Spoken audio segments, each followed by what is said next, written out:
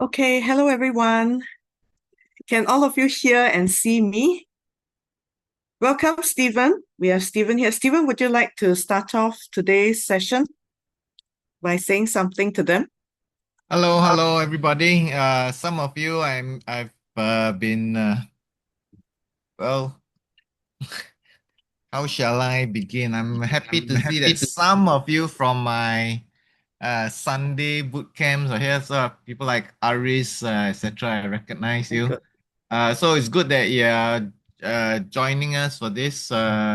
Listening comprehension is actually one of the more difficult components. It most of the time, if you ask students, they'll say it's easy because it's just ticking or filling in single words. But for those of you who have been here for the first two sessions, I'm sure you have discovered by now that it's actually quite tricky, especially if you haven't had enough practice in it. So it's good thing that Mrs. Shum is here to guide you through every step, and she's been doing this for many years. So pay attention and get a pen and piece of paper ready to take notes. Okay, I'm sure you'll definitely benefit from this, and it's actually not too late to tell your friends about it. There's still some time because we're Yes, all the yes. way Do here until forward 9:30. our links to all your Yeah, friends. If they yeah, can join us in time, yeah.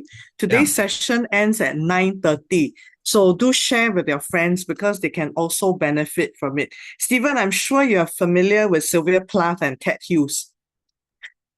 Yeah, but sad stories. Don't want to mention those things during this period. Yes. So when I did up this last set, I thought of an elephant coat.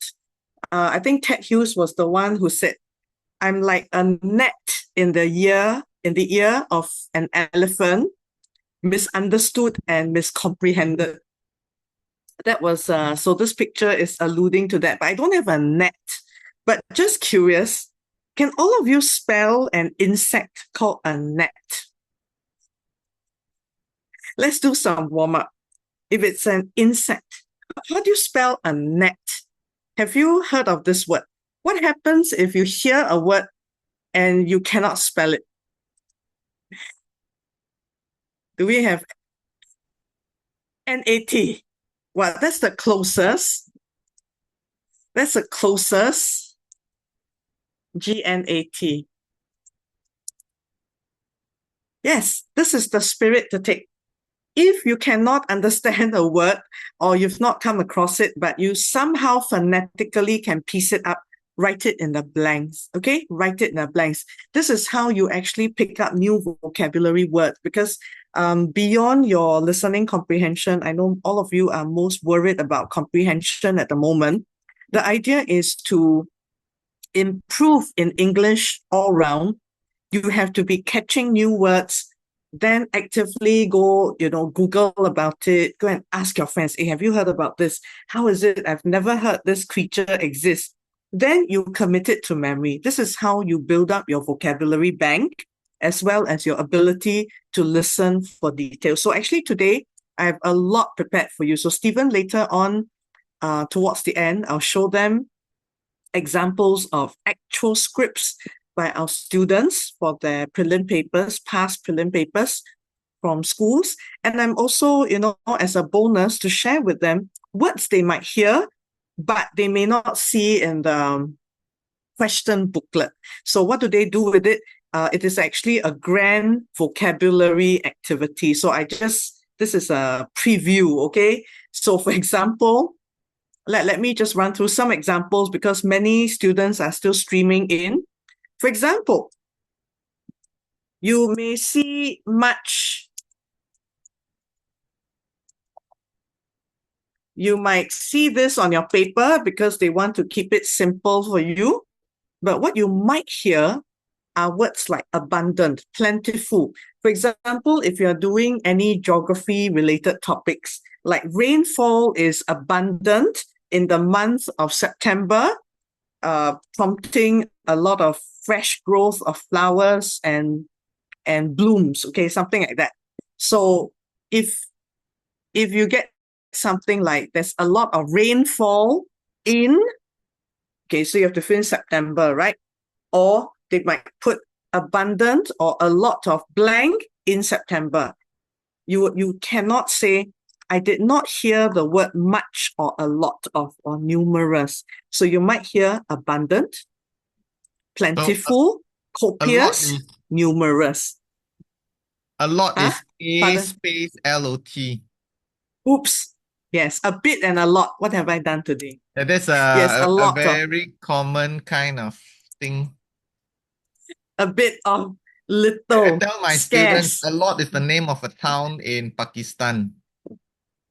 Yeah. So So in here, Google the Maps, same. you type in a So lot. on the other hand, Stephen, what might they hear when they get a bit of them? What's the opposite of abundant? So they Uh, may see something like a scarcity, something is a rarity, something is hardly, or there is something that is very elusive. They won't get a chance to catch things like snowy leopards and that sort of thing. Okay, so all these we will do later. So is everyone ready to start? Today, we are going to focus on some notes for multi-speaker matching. So session 1, I revised the correct techniques to use for MCQs, how you should underline keywords, put a dot instead of messing up your paper. Session 2, we talked about good strategies to use for the 2 note-taking sections. And then we have the third one to go, and increasingly difficult for everyone, the multi-speaker matching task. So let's revise some of the common things first. You should always listen out for what was not said directly or explicitly, because I see a lot of students going blank. They have this look like, I didn't hear anything at all. Oh, you mean the recording is over already? I got students asking me that, is the recording over? That was that? I said, yes, that was that. So you need to tune in to tone shifts, someone sounding relieved, because even if it's AI read, there will still be pauses, a bit of laughter. Like, for example, if I am talking about things that annoy me, well, but then if you're going to hear that sigh and but then, it could be something that's not so annoying but actually beneficial after all. Okay, so look out for tones like sounding relieved or hesitant. Sometimes you get speakers describing what they like, so they may tell you, oh, I definitely love it, but that said, I know that to get ahead in my studies, I need to put away storybooks and focus on content-rich materials instead. So there might be a hesitation. And the deeper feelings could be the one that you are looking for to match with the sentence on the left. Okay, so watch out for phrases like, I guess, it's not always the case. All these suggest uncertainty or nuance. On the other hand, you also need to look for signal words like best of all, undoubtedly, undoubtedly, unquestionably. Sounds familiar? All these words you've seen before, right? Unquestionably. So they may tell you, oh, all these things are important to me. Unquestionably, above all, I value this or that most. Okay, so you look out for sound post words. Above all. Or even a that's it. Or still, nevertheless, nonetheless. All these can suggest a shift in opinion. Next, you also need to trace the flow of thought. Like what I have already demonstrated, most speakers will say something they like, and then you hear for example, that's it. So the flow is what? The answer will not come out until the end. What is the main thing this person likes or wants to emphasize?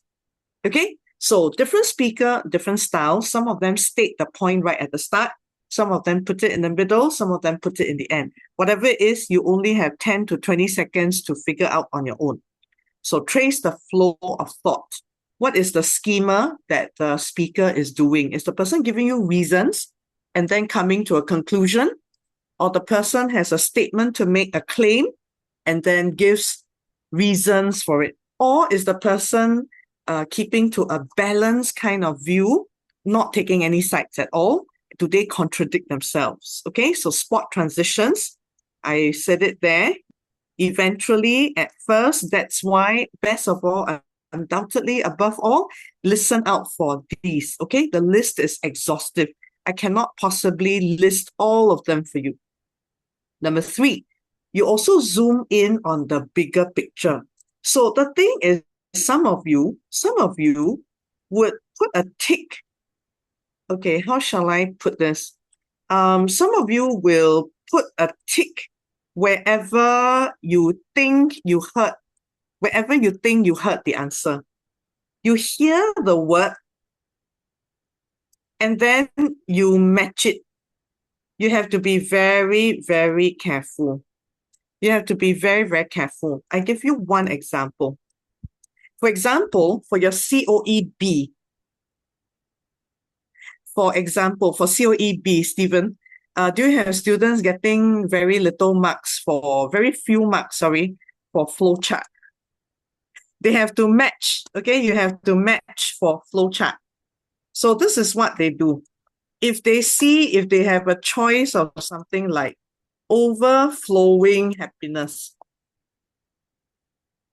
what they do is, say for example, paragraph 1 and 2, then they will put overflowing happiness in the flowchart answer because they see the word happy or joy.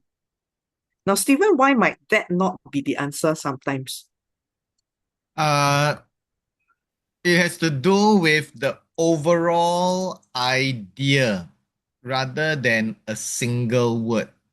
You know, Yes. so one of the major problems I found for students when it comes to the narrative comprehension, what I call the COEB, the comprehension open-ended, the second passage, the one after the visual text. That's when students just they're scanning for words. When the word appears, they're Mm. very happy, and I understand why you're happy. I found the answer. Okay, then immediately you write that down. So the trick to dealing with this is don't believe everything that people tell you. So just because the passage tells you there's this word in the beginning doesn't mean that the rest of it is the same. So sometimes the first line might have this word happy, and then 90% of that paragraph is about how things changed for the worse and he became really sad. So you need to look at the overall picture rather than the first thing which pops into your head and you say, oh, I found it, and then I don't need to read anymore. I think basically the idea behind is that, oh, I found the answer, I don't want to / I don't need to read anymore, and I'll just fill in the answer and that's it. I'm done. So I don't want to check anymore because it's tiring for me to read. Of course, it's tiring for you to read, which is why those people who train themselves to read, they'll get the high scores. And those who don't train themselves to read, then you can't get a mark. It's like that, you know. So you need to be very persistent and not just say I have hit the answer and then I give it. Just for example, just last week we had a passage for the Sec 1 students where it went something like panic uh he felt panic overwhelm him, comma, but he struggled against it. So so and then the rest of it was describing how he He was started a calm and fire. how he He was built a confident and fire. how he was doing Yes. things. So the students went, oh, so therefore, since the first part is he felt panic overcoming, so he said, oh, so the answer is panic, but actually 90% of it was calm and confident. So you need to listen in terms of understanding rather than scanning for keywords. The kind of scanning for keywords thing is very low level, you know what I mean? Where you're just saying, oh, if the word is in the passage, then I just copy and put it down in my answer. That's not That's listening, but that's not comprehension. That's so what you're Yes, being tested is listening comprehension, not just listening. not selective listening. Yes. Thank you. Well said. So we need to zoom in on the bigger picture. Like many students, when you match with the speaker, say for example, uh, you will hear 6 extracts where each teenager talks about their philosophy in life. So you have an option. I'm happy most of the time. Okay. Then another person says, I'm contented with life. Then a third person says, life is not always easy. Life is certainly harder than anyone examined. So are you going to say, because you heard the word happiness or joy, you're going to choose speaker 1 or 2, or statement A or B? So I give you one example. I've typed it out, like what Stephen said. Just because you see the word panic overwhelm me doesn't make panic the entire answer. So likewise, did you hear, for example, my days of happiness were fleeting, for tragedies lie awaiting most of the time. So what's this person's life? Yeah, largely happy or largely very, what do you call, fraught with difficulties, right? And there's this word fleeting. What's fleeting? Very brief, temporal. So you need to also listen thoroughly to be able to comprehend it. Not say, I heard this word, I'm going to jump to a conclusion. Okay? Which is why you need to take purposeful notes. And let me show you what purposeful notes look like. Say, for example, each speaker talks about where he or she enjoys hanging out. Okay, what they like to do to relax. So as you are hearing speaker 1, okay, then you hear several sentences. Before you put B or A or whatever that you put there, the thing is you should do notes. Okay, so the first step you do is write brief notes. 2, if you think you know the answer, you should put the alphabet in bold, in bold capital letters, very neatly there. Then some of you say, what if I cancel? Then you jolly well cancel very neatly. Okay, make sure it is totally cancelled. At least draw a few lines this way to make sure your A or C is outstanding. And make So sure I you don't repeat use again. correction tape. No, Yeah, I no think they use get of correction confiscated. tape. No use of correction tape at all. So you should throw away your correction tapes now because you cannot use it in the O levels. Okay, you shouldn't even bring it with you to school. No more, not allowed.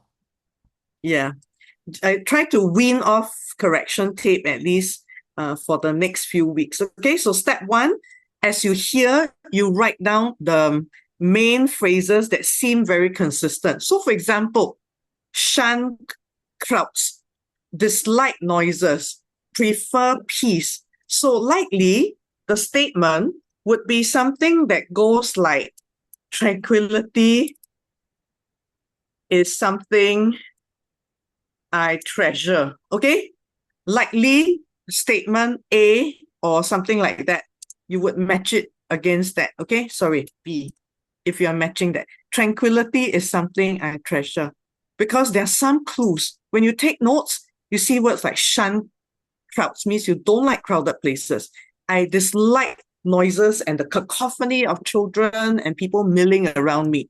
I much prefer peace on earth, particularly sanctuaries like a quiet room, a corner at the end of the eco pond in my school, or in one of the libraries in Singapore.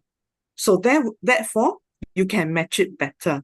Then on the other hand, if you hear things like, I love bustling places, nothing is more exciting than going to places with crowds. I love visiting cities around the world. I love thronging crowds of people around me, things like that. Then you know statement E could be noise does not faze me, or I enjoy places that are bustling, something like that. So you might get it. Next. So what happens if you cannot catch? Some of you say, I cannot catch the first one. I'm so dead. I'm cooked. I'm so cooked, right? No, you don't get cooked. Cooking takes a long time. Don't confirm anything yet. Zero in. So whatever you haven't heard, it means if you didn't do number one, then you better make sure you start really listening very carefully for words that make sense. You understand? So in your second listen, you got to be very, very firm with listening out for whichever speaker that was a little bit hazy or unclear in what he or she is saying. Okay, so zero in on phrases that match exactly what you think the answer is, or worse, like this, you wrote A, or no, you wrote D first.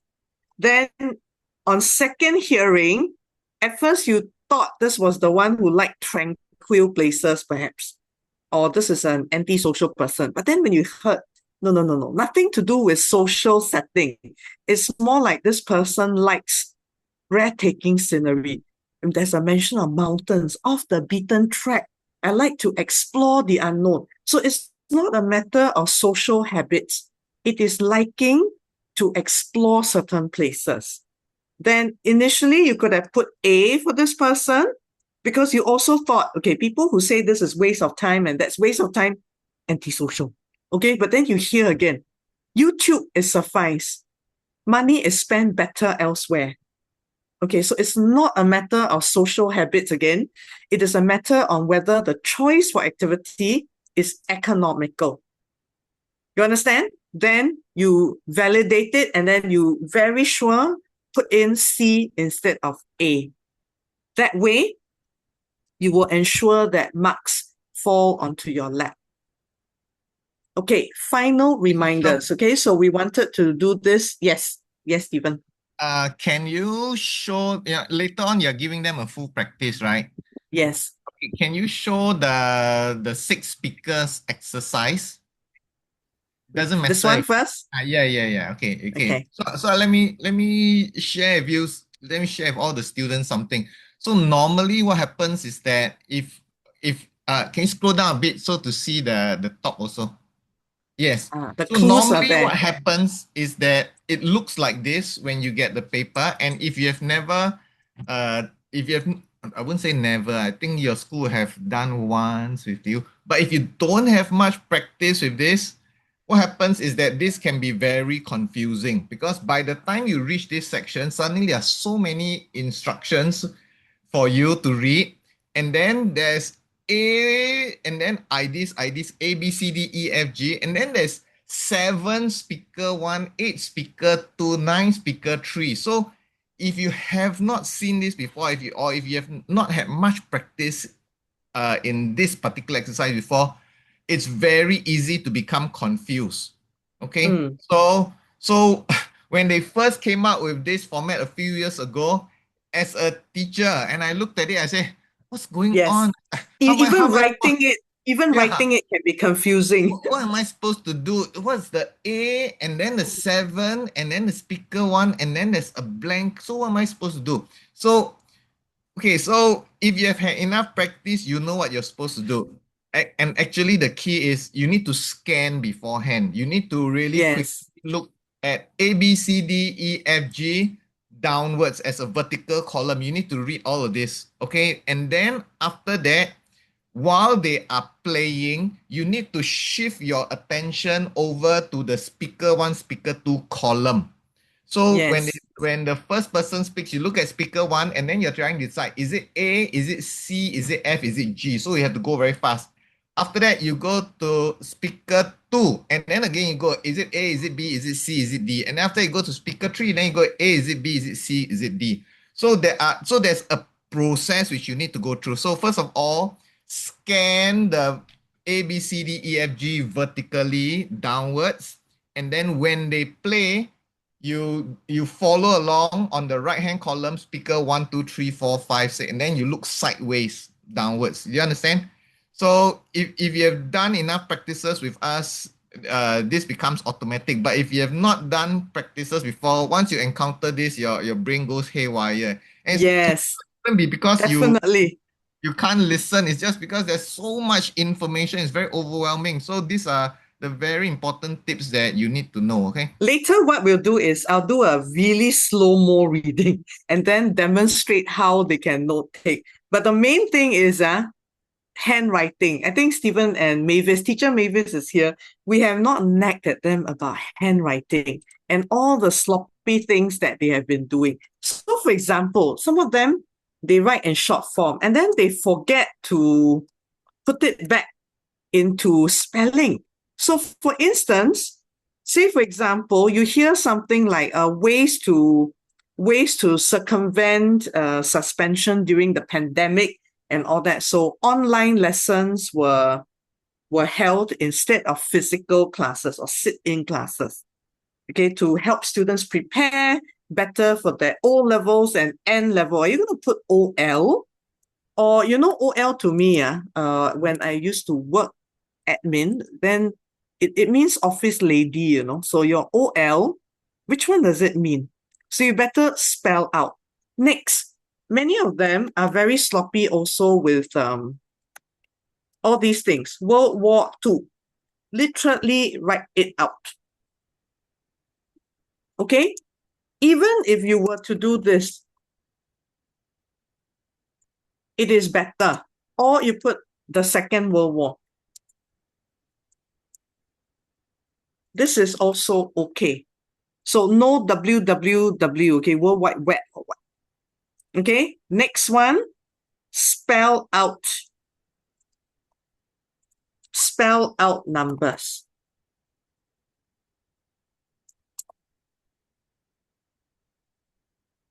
67%. What you might hear is about 6, 7. 2/3. Yeah, 6, 7. About 2/3 of. You might hear this. So once in a while, you may have to do a little bit of mental gymnastics because you may not see exactly what you hear. So you get like about 2/3 of people in the world own this or that. Then they may give you 67%. Or they hear 67%, a majority, a minority, that could be expected of you. Okay, now what you should never do is to write like this. May I ask all of you, how many marks would this person get? Say if almost all answers are correct. Is there something weird here? There are 3 letters that look nearly the same. 4, actually. You have A, B, C, D, E, F, G. A, B, C, D, E, F, G. What on earth were you thinking if you are writing like this? What some of you will argue C. I suppose this one is still okay. What about this one, and this one? Is this an E? Or is it a badly written G? Is this an A? I mean, some people write A this way, which is not wrong. But then it makes 2 A's, right? Is this F or is this E? Then what's this? Is it a very funny looking A or is it a B? So please don't, in your haste, do things like that, okay? But kudos to most of you. You have very legible handwriting. Now, this is from session 2, a screenshot. Assuming all answers are correct, I like all of you to be teachers now. How many marks would this student get? The answers are actually all correct based on what the student read out to me. Arctic Circle, 1988, Violinist, Horizon, Visible, venues, 6, triangular, composers, peak aurora activity, 15, January, young talents. Okay, all of you stare. How many marks out of 10?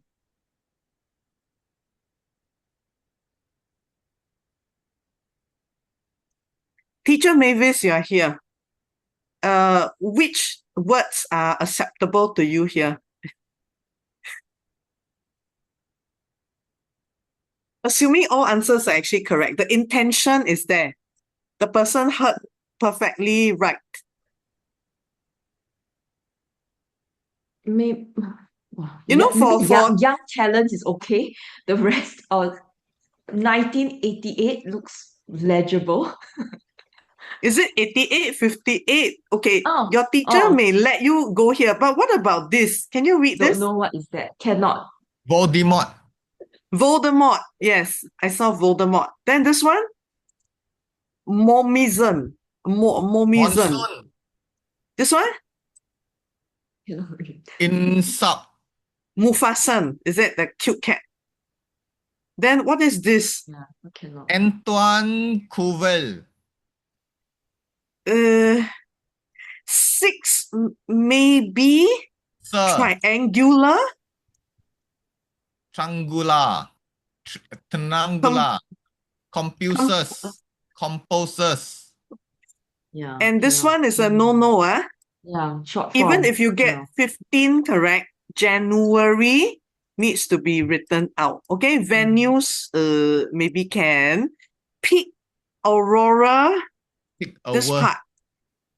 actual. Can I Students, share? Yeah. we really have students who write like that. So those of you who think, who writes like that? I see this every week in my class, by the way. Mrs. Shum, let me share an actual document just for a while. Just 5 seconds. Okay. So while she was talking about actual documents, right? So I went to search my library of documents. Take a look at this. What letter is this? I know it also, but the There's also something blocking, is it? can you see the also? Yes. The also. So this is the one which you're talking No, about. in fact, the back as well. The back. They have this problem with the B, the D, A, P, and H. So now the is it a C? Is it a G? Is it a A? So there is, so is it an A? Is it a C? Is it a G? So when it is part of a word, maybe we can figure out the Guess context. it. But when you're filling in that 6 speakers thing and it's just a letter by itself, oh, this is going to get you no marks, You understand? So you might tell your teacher physically, say, oh, but sure, this is what I meant, but you're not there to tell your examiner that, right? So the examiner will just so it depends on you whether or not you want to print it out. Of course, you can print the letter. So just print it neatly, put in the effort because it's an exam, okay? Yeah. So eventually, I think no matter how I see it, maximum 3. Some of you say, how come this one is tick and it's still 3? Because I can't read violinist. I can't read violinist. And some students write like this because they think if I sign the word and I cannot spell the end part, hopefully the teacher will give me some marks. Okay? Cannot. Okay, please don't do that. So to help all of you do well for this, let me demonstrate, okay? And then I'll play the recordings in a while. Let me demonstrate. Later on, Stephen, I've actual scripts to show them from school. So I'm going to read this really slowly. Can all of you try writing notes at the side? Then second round, I will play the recording, okay? So again, look for clues. Don't dismiss clues. A teenager talks about his or her music practice habits. Okay, I'm going to read. Then what you do is here, you try to capture at least 3 phrases or some notes. Don't write it this side because you might confuse yourself. What some students do is they are very fast. They have 1, 2, 3, 4, 5, 6. And then they put their notes here. They put it here so that they don't mess up the top portion. Okay, I leave it to you. Yeah, So because let the me top read it. portion is for your answers. So your answers need to be very neat. But if you find Yes. space and then you just do all your working in the space, then it's easy for the examiner and then you can still do your detailed working. Do you understand? So you need to manage the space on the paper. Okay? Yeah. Okay, speaker 1. I've discovered that practicing in the conservatory's designated rehearsal spaces optimizes my performance substantially. The acoustics are superior, with fellow musicians absorbed in their sessions. Although other people rehearse in the adjacent rooms, we maintain consideration and respect each other's right to an undisturbed environment. It is the professional atmosphere that proves most conducive for me. All of you written? Speaker 2. Throughout examination preparation, I meticulously practice technical exercises during prescribed intervals. My precision appears to peak during structured practice sessions. I arrange my sheet music systematically and position my instrument precisely whilst following established practice protocols. Speaker 3. My instrumental instructor emphasizes that attempting to master complex pieces without a solid foundation in technique compromises musical development significantly. Research indicates that proficiency requires systematic skill building. Consequently, she has implemented strict guidelines where practice must proceed from fundamental principles. Those of you who learn music, you know that, right? There's a reason why you always have to practice by starting with all your chords and drills. You don't start practicing by banging on the piano, your actual sonata or concerto, that kind of thing. Speaker 4. Scale patterns, rhythmic variations, and dynamic contrast constitute the fundamental elements of my practice methodology. I employ different approaches for distinct aspects: mechanical exercises for technique, focus study for interpretation, and recorded playback for self-assessment. This systematic approach substantially enhances my musical proficiency. Okay, so I've read speaker 1, 2, 3, and 4. Have all of you captured? Can we see your answers for the first 4? Just for this. What is your answer for the first 4? So if you're unfamiliar with this, what you should have done when Stephen was talking about how you need to read the left side first, you cannot do it out of shock. Is it about practicing alone that is more effective? Is it keeping to a structure? Is it not sticking to any fixed structure? Is it about fundamental skills? Is it about group practice? Or you think some practice methods are ineffective? Or this person says, I'm much better in professional environments. Yeah, so you need to hold these 7 things inside your head while you listen and then infer. So you have to hold these 7 things inside your head as distinct things. So it can't just be, oh, it's just some words and then I will refer to them while the thing is being read, because you don't have enough time. By the time you read A, B, and C, okay, the speaker has gone on to speaker 2. And then again, now you're going A, B, and C, and now it's speaker 3. So you have to read and hold these things inside your head. Do you understand? Are they putting in answers? I think they're a bit shy. That I Yeah, scanned there are the chat. answers. The There are answers. answers. Are they correct?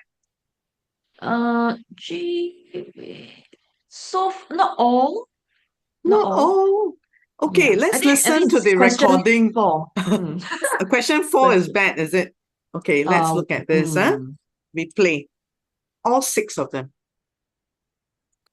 Choose from the list, A to G, what he or she prefers about practicing music. There is one extra letter which you do not need to use. Do not use any letter more than once. Speaker 1. I've discovered that practicing in the conservatory's designated rehearsal spaces optimizes my performance substantially. The acoustics are superior, with fellow musicians absorbed in their practice sessions. Although others rehearse in adjacent rooms, we maintain consideration and respect each performer's right to an undisturbed environment. It's the professional atmosphere that proves most conducive. Speaker 2. Throughout examination preparation, I meticulously practice technical exercises during prescribed intervals. My precision appears to peak during structured practice sessions. I arrange my sheet music systematically and position my instrument precisely whilst following established practice protocols. Speaker 3. My instrumental instructor emphasizes that attempting to master complex pieces without a solid foundation in technique compromises musical development significantly. Research indicates that proficiency requires systematic skill building. Consequently, she has implemented strict guidelines, where practice must proceed from fundamental principles. Speaker 4. Scale patterns, rhythmic variations, and dynamic contrasts constitute the fundamental elements of my practice methodology. I employ different approaches for distinct aspects, mechanical exercises for technique, focused study for interpretation, and recorded playback for self-assessment. This systematic approach substantially enhances my musical proficiency. Speaker 5. Several of my contemporaries merely repeat passages mindlessly, but such methodology proves ineffective for me. One particular student plays through pieces continuously without addressing technical challenges. Their performance progress suggests this approach is inadequate. I favor analytical practice with targeted improvement strategies. Speaker 6. When presented with the option of ensemble rehearsals versus individual practice sessions, I invariably opt for the latter. Solitary musical study facilitates superior focus and allows for personalized development. Furthermore, it proves more productive without external timing constraints. Okay, I'm not very fast in my typing. Have all of you gotten your answers? Does it look like G? Please practice writing properly. B, D, C, F, and A. Now, by now, you know, right? Alone, you might not hear alone. You might hear things like solitary. Solitary means working alone. The hardest would be speakers 2, 3, and 4, because each of them have got their own system of doing something. They have their own preference.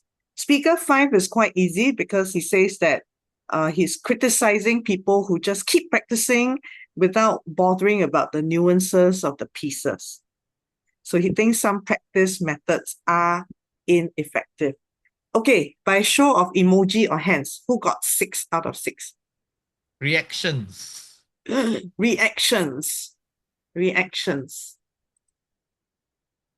So what we can do is this. Since we are on the 6 speakers and we are doing a full paper, if you didn't get 6 marks just now, can we get 6 marks now? Okay, so usually the examiners will give you time to scan the paper. So what you do is this. Let me just simulate this. Different students have different fears for listening. Okay, some of you really totally dread note taking. So what you do is you flip. So this, you flip the pages. What do you see already? So they're only going to give you a few seconds to check the paper. What do you do?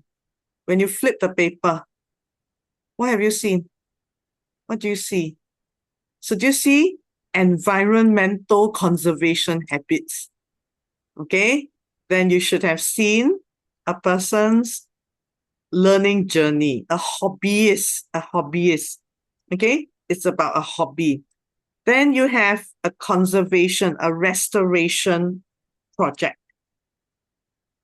Yeah, so when they say, okay, you may now open the booklet to check that you have all the printed pages, right? So Yes. don't just go and look at the bottom. Say, yes, I have Yeah, all so the some of them printed are just pages.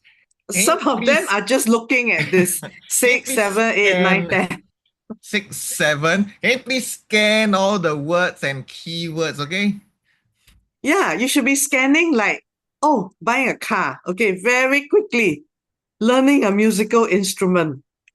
Then you must be thinking, hey, yeah, at my stretcher, we just did something about musical practices. Road safety. Okay, no problem. I think I practiced that. I roughly know. Okay, so this is what you must do. Your eye must scan. Don't literally just count pages. I mean, you should know by now, you've got 3 sets for the 3 texts for MCQ, 6 speakers, and then 2 note taking. Okay, so very, very quickly, let's do the 6 speakers. So again, Final reminder. So yes, the format of 6 speakers is different from your process of dealing with the 6 speakers. Do you understand? So you need to have your process, because halfway through listening to it, that one, you have realized that, hey, actually, I need to swap one of the answers, right? In order to get all 6 correct. So if you don't take notes, if you don't have this process for taking notes, you'll get very confused halfway through when you're trying to swap, and then there's new information coming in. So you need to have this process in place, take notes, and then write your answers neatly, and then you score 6 upon 6, okay? Yes. The other thing is, as you scan, you should underline the keywords. For example, I prefer independent environmental action. What does this mean? It means own, is it? This person wants to do his or her own thing, right? Next, I'm methodical. Panic. What's methodical? But you do know what methods are. I'm methodical about organic waste management. So this person wants to follow a certain procedure or process. I implement diverse conservation strategies. What's diverse to you? Many different ways of supporting and helping the environment, many different ways to do this. Now, this one, next person, I must follow strict waste. Okay, this person is methodical. Are you going to get confused? No. This one's about waste management. This one is about segregation. What's segregation? When you are down with flu or with a virus, you get segregated into a quarantine room. So it's sorting out, isn't it? Waste, how you sort out waste. I must follow. Next, community initiatives hinder. Now, you look very carefully. Don't fall for the trick. Community initiatives hinder. What's hinder? They obstruct, they block, they make things worse. So this is actually a negative statement. It's no good to do things as community projects. Then, what about the next one? Not all environmental practices are beneficial. So there's a trick here already. There are 2 negative statements that are rather close. Then there is this pair that is very close as well. I put triangle and triangle so that you already in your head, right? You don't have so much time. That's why you need habit. You need a habit to scan and then quickly process this. Okay, this examiner is very tricky. B and D sound very close. E and F also sound very close. Next one, I work well in collaborative conservation efforts. A and G is the easiest because again, now you've got someone who likes to do solo. This one likes group efforts. This one says group efforts is not very good. This one is in general, not all environmental practices. So there are people-related statements. This one is about practices. Okay, so are all ready? I'll play this twice. Can you please make sure you do your 1, 2, 3, 4, 5, 6 very quickly? Okay, now nobody's going to check your notes, so don't worry about spelling errors here. You just capture whatever you can. Let's try.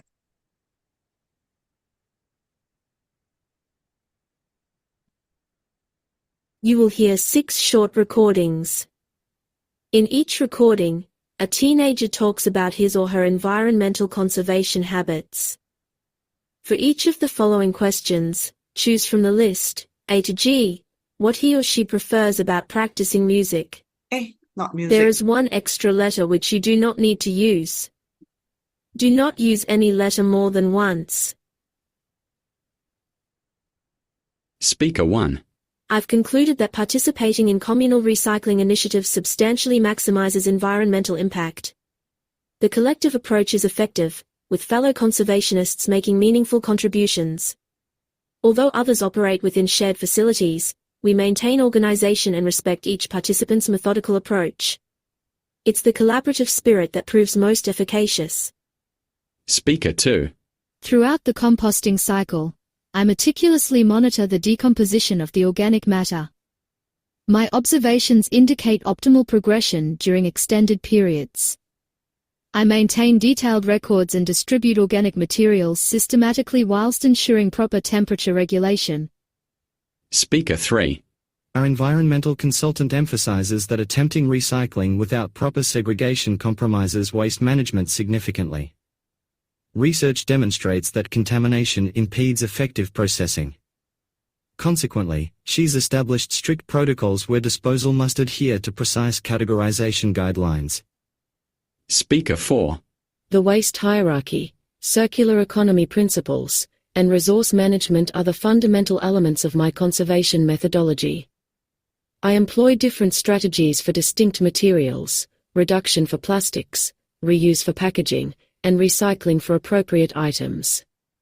This systematic approach substantially improves environmental outcomes. Speaker 5. Several of my neighbors merely dispose of waste indiscriminately, but such a methodology proves detrimental. One particular household exclusively uses single-use plastics and discards them inappropriately. Their environmental impact suggests this approach is unsustainable. I favor comprehensive waste reduction strategies. Speaker 6. When presented with the option of individual versus community environmental initiatives, I invariably opt for the former. Personal conservation efforts facilitate superior control and allow for customized approaches. Furthermore, it proves more effective without external complications. Okay, we play this again. She prefers about practicing music. Concluded that participating in communal recycling initiatives Okay, hold on. Let me replay this. any letter more than once. Speaker 1. I've concluded that participating in communal recycling initiatives substantially maximizes environmental impact. The collective approach is effective, with fellow conservationists making meaningful contributions. Although others operate within shared facilities, we maintain organization and respect each participant's methodical approach. It's the collaborative spirit that proves most efficacious. Speaker 2. Throughout the composting cycle, I meticulously monitor the decomposition of the organic matter. My observations indicate optimal progression during extended periods. I maintain detailed records and distribute organic materials systematically whilst ensuring proper temperature regulation. Speaker 3. Our environmental consultant emphasizes that attempting recycling without proper segregation compromises waste management significantly. Research demonstrates that contamination impedes effective processing. Consequently, she's established strict protocols where disposal must adhere to precise categorization guidelines. Speaker 4. The waste hierarchy, circular economy principles, and resource management are the fundamental elements of my conservation methodology. I employ different strategies for distinct materials, reduction for plastics, reuse for packaging, and recycling for appropriate items. This systematic approach substantially improves environmental outcomes. Speaker 5. Several of my neighbors merely dispose of waste indiscriminately, but such a methodology proves detrimental. One particular household exclusively uses single-use plastics and discards them inappropriately. Their environmental impact suggests this approach is unsustainable. I favor comprehensive waste reduction strategies. Speaker 6. When presented with the option of individual versus community environmental initiatives, I invariably opt for the former. Personal conservation efforts facilitate superior control and allow for customized approaches. Furthermore, it proves more effective without external complications.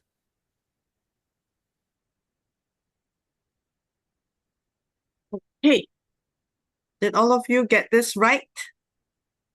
G? Give them a few seconds, wait. Yay! Okay, I give them one Great Singapore Sale.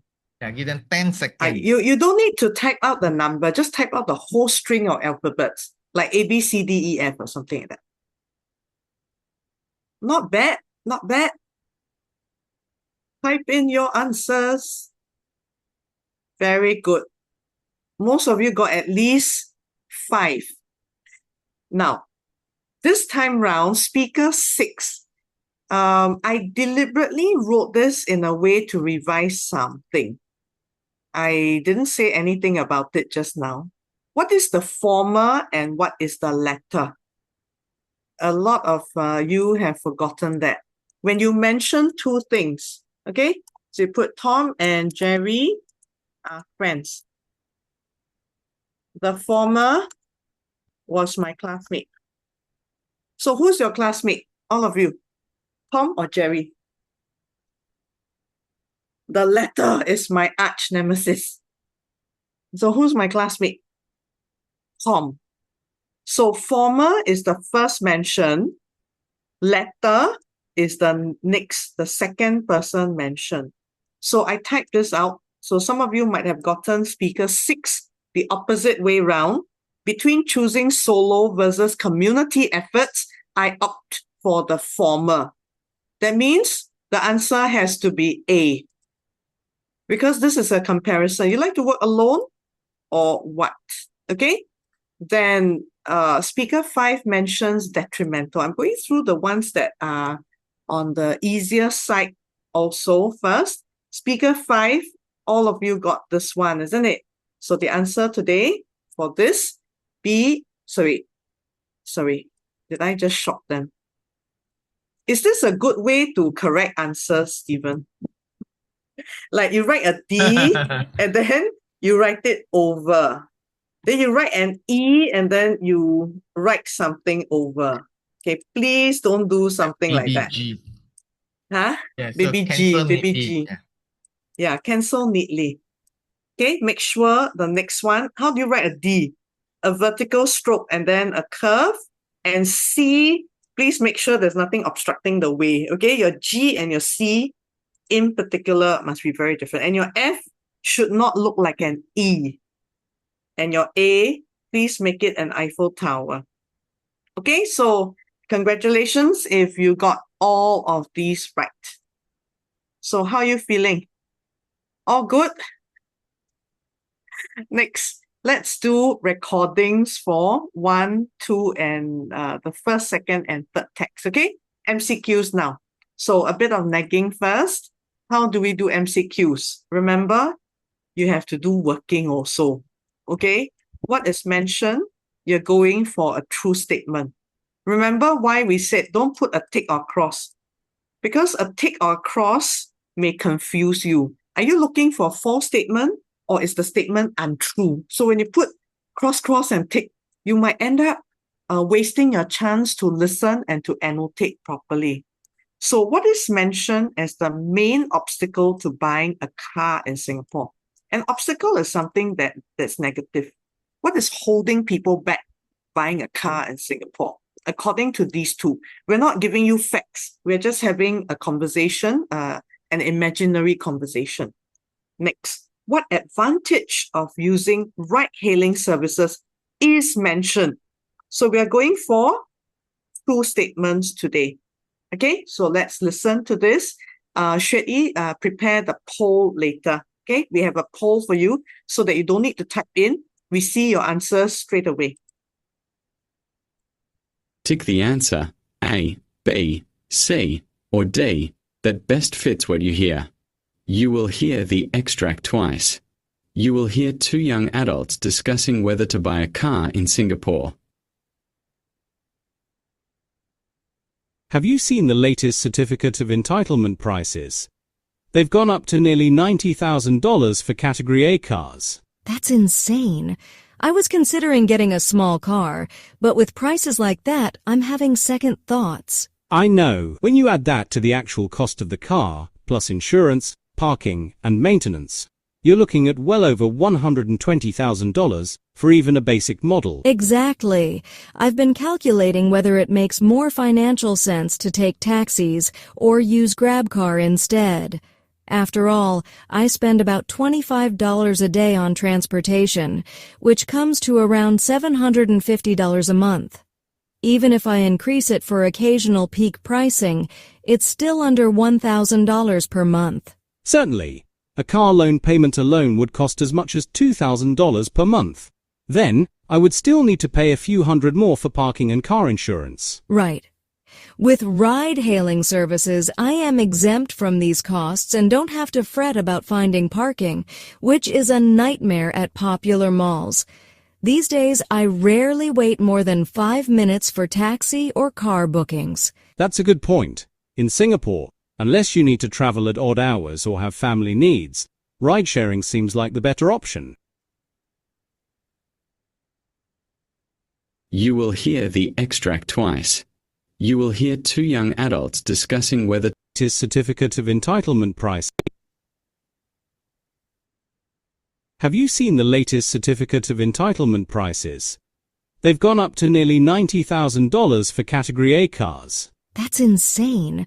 I was considering getting a small car, but with prices like that, I'm having second thoughts. I know. When you add that to the actual cost of the car, plus insurance, parking, and maintenance, you're looking at well over $120,000 for even a basic model. Exactly. I've been calculating whether it makes more financial sense to take taxis or use GrabCar instead. After all, I spend about $25 a day on transportation, which comes to around $750 a month. Even if I increase it for occasional peak pricing, it's still under $1,000 per month. Certainly. A car loan payment alone would cost as much as $2,000 per month. Then, I would still need to pay a few hundred more for parking and car insurance. Right. With ride-hailing services, I am exempt from these costs and don't have to fret about finding parking, which is a nightmare at popular malls. These days, I rarely wait more than 5 minutes for taxi or car bookings. That's a good point. In Singapore, unless you need to travel at odd hours or have family needs, ride-sharing seems like the better option.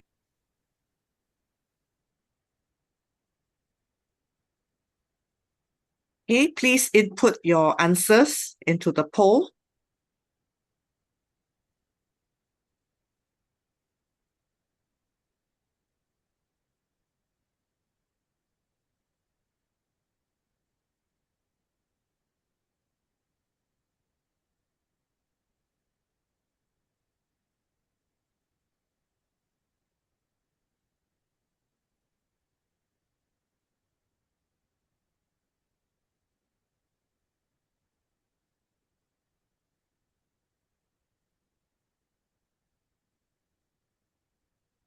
Okay, can all of you try putting in an answer?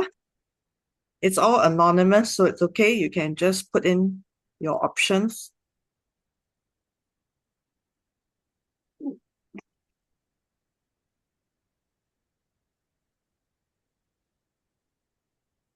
Okay, not bad. A majority of you got things correct. Answer is D and C. Okay, D and C. Why? The conversation starts. Have you heard the latest COE prices? They've gone up to nearly $90,000 for Category A cars. And the person who responds says, that's insane. Now I'm having second thoughts. It is a main obstacle. I mean, parking coupons were mentioned. It is part of the extras you have to pay. But the main thing, if you captured it, is the COE that's off-putting. Okay? Next, what advantage is mentioned of ride-hailing services? So there's a mention of GrabCar and getting transport by calling. So there's no mention of discount. So you put an F here. Is it about reaching more quickly? I think the girl mentioned these days you don't need to wait more than 5 minutes for the car to get to you. Definitely, she says, it is a nightmare in the city. I don't have to worry about finding parking, especially at malls. Now, nothing is said about public transportation is not always reliable. Okay, in fact, the opposite is true. So here, this thing is, it wasn't mentioned, and you should not have even considered D as the answer. So all good. Next one, text 2. Can you do some annotations first?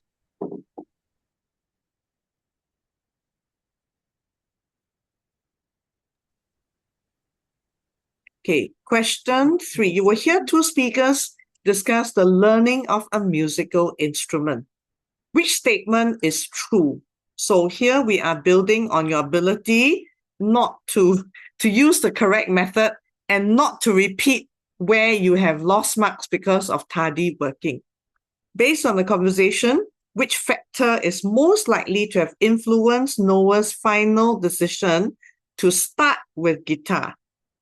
Why is he likely to start with guitar? Let's listen to this. Tick the answer A, B, C, or D that best fits what you hear. You will hear the extract twice. You will hear two speakers discuss the learning of a musical instrument. I want to start learning a musical instrument, but I'm having trouble deciding which one. I'm torn between guitar and piano. The guitar seems more portable and social, but the piano feels more versatile for different music styles. Both are great choices.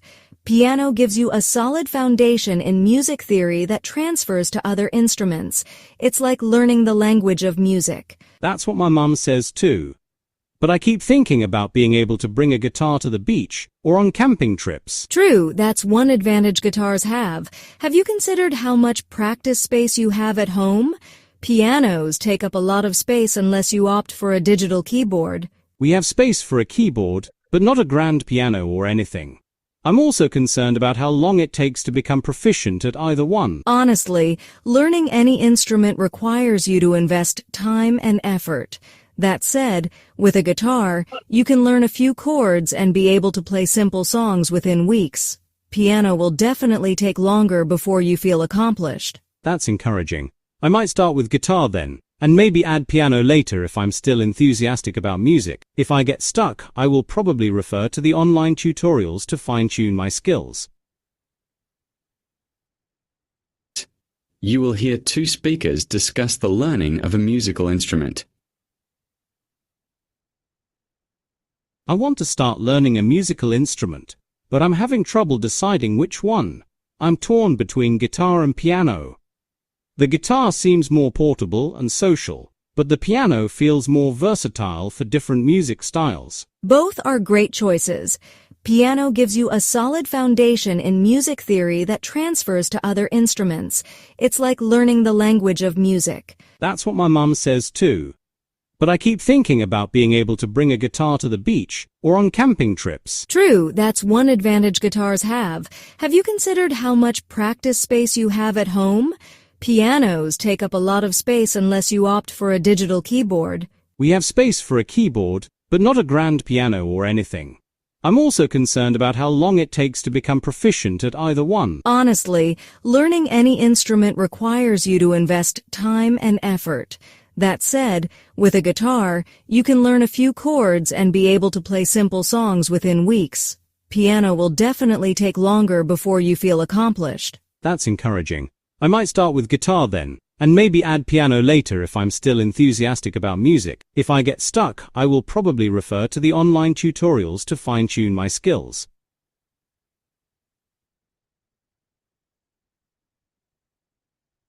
Okay, key in your answers.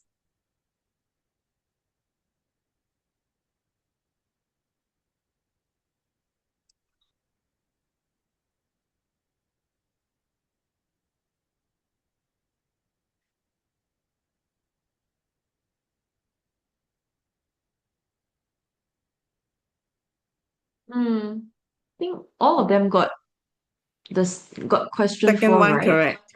Yes. Yeah. But the first Wonderful. one, I think this is the there's first quite a time we number. have a 100% consensus. Yeah. Okay, we give them 40 more seconds.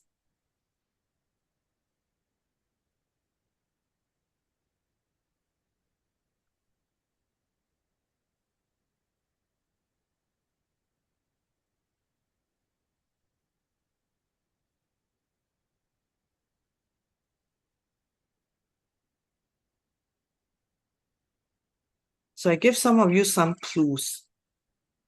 Don't just pick on something because you agree or you think you find it making sense to you.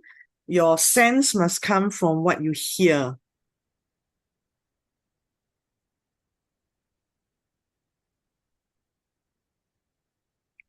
Okay, I will end poll. Well done. Well done, most of you. The answer is C and D. Okay, online tutorials only helpful for learning guitar. It's not mentioned. He just says if I'm stuck, I will go and find out more online. Okay, but it doesn't mean you can't learn how to play the piano or the violin or other instruments through online tutorials. Next, this is a very interesting statement. A guitar is less sophisticated to learn than piano. Are we talking about less sophisticated? It's more what was mentioned. If you got number 4 correct, you wouldn't have opted for B because there's a mention that piano provides a stronger foundation in music theory.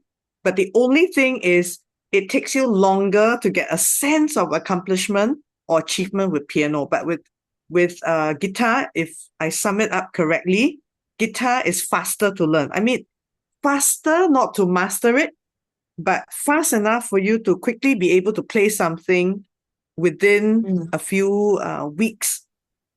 Okay, so this is not true. This is not mentioned. And this is the opposite. Okay, this is the worst answer ever. Then, next one, which factor is most likely to have influenced Noah's final decision? What you need to do is to look at when people ask you final decision, then you got to think back. When you listen to the second hearing, you hear the last part. That's encouraging. I might start with guitar then, and then maybe add piano later. So what was said before that? Lily says, honestly, learning any instrument requires you to invest time and effort. That said, with a guitar, you can learn a few chords and be able to play simple songs within weeks. Piano will definitely take longer before you feel accomplished. Then Noah says, that's encouraging. So I'm going to start with guitar then. Maybe if I'm still keen, I'll do piano next. So it's not about musical genres, not mentioned. What are musical genres? The type of music like classical, pop, jazz, musical genres, okay? Not mentioned. This is the worst answer. Is it availability of qualified instructors? Not mentioned. Nobody said anything about costly, how much pianos cost versus how much a guitar costs. Okay, so D, obviously the correct answer. Next, we have text 3. Please get this one correct. You will hear a class chairman explain road safety to his classmates. So this is a speech here. This is a comprehension B kind of question. What is the main message of the speaker? Can all of you do some working? Underline keywords before I play it in a few seconds. Now, you need a false statement, not a true. Which of the following is not mentioned as a risk factor in the text? What's a risk factor? Something that poses danger to your life. I'm so curious. I'm so yes. curious what keywords they'll highlight, for question 5, for example, right? The main message. Yes. Like, which are the keywords? I actually mentioned this in the previous sessions, right? The signal words, the adverbs, the verbs, they are there to tell you that for sure something is going to happen. So like Mr. Shum false primarily. That's a very important keyword because they might mention it, but it's not primarily. So and this is not the right answer anymore. So you need to mark out these keywords, okay? Yes, I'm doing the highlighting for them. What happens if you don't understand? Then you have to guess. Is this statement speaking positively, negatively? What is it about? Then you at least underline the main things. Like here, what's urban infrastructure design? Many of you take geography, right? At least you know urban is city, meaning the design of things in the city needs improvement to accommodate the use of modern technology. We're talking about road safety here, by the way. So sometimes when you read the statements, it is good to have some sense of whether some things make sense already or not. So which of the following is not mentioned? So later you need to hear. Is the brain an important, your thought process? Is it about slower response time? Is it about weather conditions that make road safety, that compromises road safety? Is it that pedestrians are looking at their phone screens? Which one is not mentioned? Okay, so be very careful here. Let's listen to this. You will hear a class chairman explain road safety to his classmates. When you're crossing the street, that notification ping might seem urgent, but trust me, it can wait. Every year, hundreds of pedestrians are injured or killed while distracted by their phones. This isn't just a statistic. These are real people, with families, dreams and futures, cut short because of a momentary lapse in attention.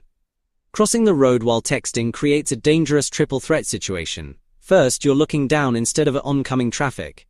Second, your brain is focused on composing messages rather than assessing safety. Third, your reaction time is significantly slowed when you need to respond quickly to a vehicle. Drivers already have enough challenges: poor visibility, unexpected road conditions, or their own distractions. When you step into the street while texting, you're dangerously assuming that every driver will see you, even when you're not seeing them. Consider this: an average text message takes about 5 seconds to read or send. At a typical walking pace, that's enough time to cross most roads completely, without ever looking up. Those same 5 seconds are all it takes for a car traveling at 50 kilometers per hour to hurtle across the length of a football field. No message is worth your safety. Whatever awaits you on your screen can spare those few seconds. Your life is worth the wait. That notification ping might seem urgent, but trust me, it can wait. Every year, hundreds of pedestrians are injured or killed while distracted by their phones. This isn't just a statistic. These are real people, with families, dreams and futures, cut short because of a momentary lapse in attention. Crossing the road while texting creates a dangerous triple threat situation. First, you're looking down instead of at oncoming traffic. Second, your brain is focused on composing messages rather than assessing safety. Third, your reaction time is significantly slowed when you need to respond quickly to a vehicle. Drivers already have enough challenges: poor visibility, unexpected road conditions, or their own distractions. When you step into the street while texting, you're dangerously assuming that every driver will see you, even when you're not seeing them. Consider this: an average text message takes about 5 seconds to read or send. At a typical walking pace, that's enough time to cross most roads completely, without ever looking up. Those same 5 seconds are all it takes for a car traveling at 50 kilometers per hour to hurtle across the length of a football field. No message is worth your safety. Whatever awaits you on your screen can spare those few seconds. Your life is worth the wait. Okay, fill in the select your answers. Is question 6 a bit tricky? Yeah. I know, because they heard a certain Yeah. word, right?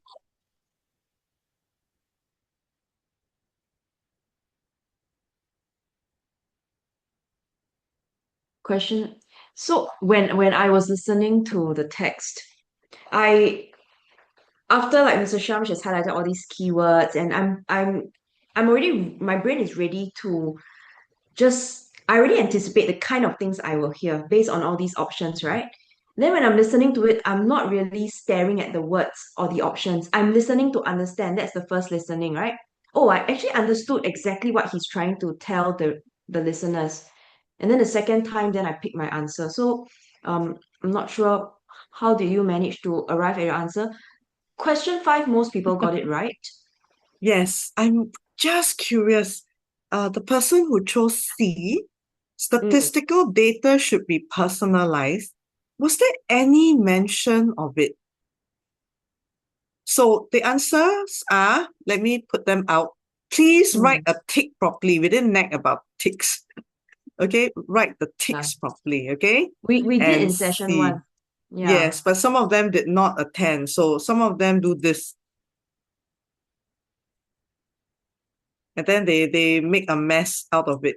You try not to do things like that. If you're not sure, like I said, you can put a miniature tick for a start. What does a mini tick look like? You can just draw a little V thing. Just a mini one. Then when you're very sure, you just need to extend it. Okay? And then if you change your mind, it's not C, then at least your mess will be contained within a smaller area. Okay, so definitely, what is the main message? Now, this is totally false. Okay, this is terrible. Nobody has said it falls on vehicle operators. In fact, the passage is telling you, don't assume drivers can see you. You cannot blame them because sometimes they are really with too many things to look at, especially, unfortunately, very young children versus, say, lorry drivers, right? Maybe there was a very terrible accident, I think maybe 5 or 6 years ago at Tampines, where 2 children were cycling and the lorry driver simply did not see them and knocked into them. So you cannot say it falls on vehicle operators. It does not mention it. And there's nothing about statistical data to personalize. We're not talking about safety campaigns here. And there was no mention of percentages and that sort of thing. And next, nothing was mentioned about urban infrastructure or the design of traffic lights and that kind of thing. Next, which is not mentioned. So what you need to listen out for in your second listening is what was said. I think this was mentioned. Your brain takes 5 seconds to process a text message or reply to one. So that's why you're very focused for the split 5 seconds. And precisely at that moment, touch wood, things can happen within those 5 seconds. And this was mentioned, slower response time. And definitely there was one whole paragraph. The second paragraph goes to describing how people are text walking and why it's dangerous. Now, I can imagine some of you did not choosing C because you heard this word. Visibility affects drivers. There was no mention of weather condition. There was a mention of visibility, but there was no mention that weather conditions make it worse. So this makes it the correct answer. So like what Stephen and I said just now, you cannot say, I heard this word, this must be the answer. You have to really do every single option, eliminating all of the unnecessary things, and then going very confidently for B and C.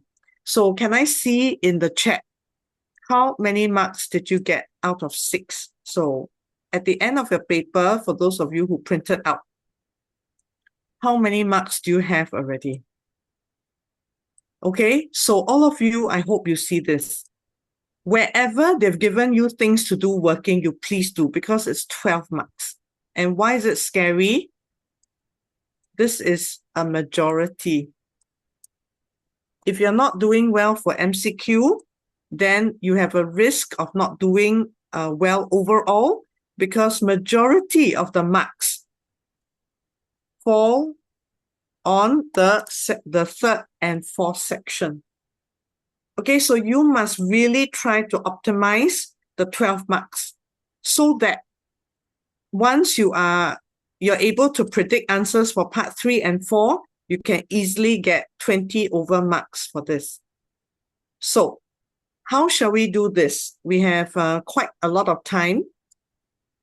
Let's look at some clues, okay? Now, beyond the answers, I really want all of you to activate your brains now. What are the words that are triggered in your brain if you see the word tailoring? What is tailoring? What kind of words do you need that's related to tailoring? For me, I think of sewing machines, bobbins, because when I was in Sec 1, now they call it something, is it? Food. They have to cook. In the past, yes, I had to learn how to cook, but sewing was one of them. And one of my first assignments was to sew myself a blouse. And I remember it was so bad. The blouse, I think, would fit maybe an infant. I don't know, somehow I tailored for myself, having measured my own body, right? Still, my blouse ended up, I think, probably 4 sizes smaller than it should look. So what comes to mind with tailoring? Can all of you put in the chat? Whether or not you've held a sewing needle or thread, you do know it involves clothes. And therefore, your vocabulary, you see, a lot of students will say, I don't know, and then you leave blanks. The thing is, you have the vocabulary. Ignite it. Okay? If you cannot hear and spell, if you cannot spell the exact word, then you ask yourself, is there a simpler way to write out the answer? At least you try. Okay? No blanks are to be left. Just try. If you try, you might get 1 mark. If you don't try, you get 0 immediately. Now, the other thing I want to remind all of you is this. This is almost like a closed passage. In English, I'm repeating this because not everyone was here session 1 and 2. You know your PEEL. This is your PEL. So, you see, I always tell students that English is so fun to learn, or rather our worksheets are tailored for them to think. What about if, I'm going to digress a little bit. Say you get an essay question.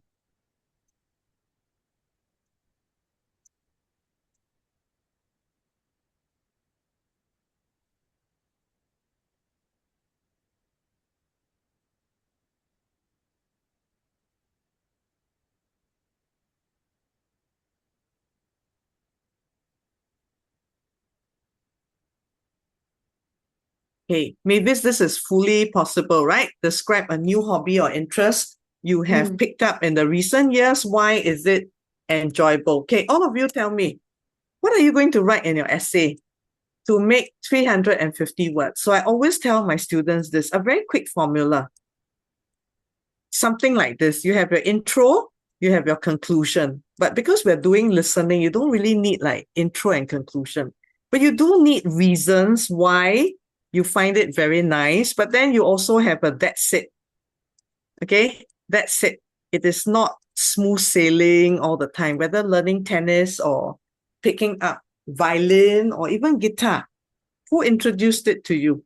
Why do you like it so much? And what have you learned from it? So you are actually putting into place your PEL. So for those of you, a lot of them like to leave these ones. Why? They'll say it's not mentioned. Is it really not mentioned? Is it impossible to guess? Can all of you try guessing 13 and 19 based on the elaboration? Can all of you test? I want to know your answers for 13 and 19. Just try. What do you think the answer should look like?